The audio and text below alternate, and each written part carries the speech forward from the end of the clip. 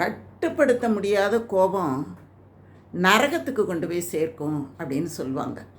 அது நிஜமா அப்படின்னு ஒரு 2 நாளைக்கு முன்னால் பேப்பரில் ஒரு செய்தி வந்தது. ஒரு கல்லூரி முதல்வர், அந்த முதல்வர் மேலே அந்த கல்லூரியில் வேலை பார்க்குற பேராசிரியருக்கு கோபம். அந்த முதல்வரின் மகன் கல்யாணத்துக்கு இந்த பேராசிரியர் பிடிக்காமல் அவர் மேலே இருந்த அந்த முதல்வர் மேலே இருந்த ஒரு கோபத்தினால வெடிகுண்டு பார்சலை கொண்டு போய் அவர் மகன் கல்யாணத்துக்கு கொண்டு போய் கொடுக்குறார். அந்த மகன் என்ன பண்ணுறான், ஒரு மாப்பிள்ளையாக இருக்கிறவனுக்கு கொடுக்கறதுக்குன்னு ஒரு புத்தி வருது பாருங்கள், அதை திறந்து பார்க்குறான். அதே இடத்துல அவன் இறந்து போயிடுறான்.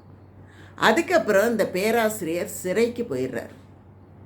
என்னங்க கோபம் இருக்குது உலகத்தில்!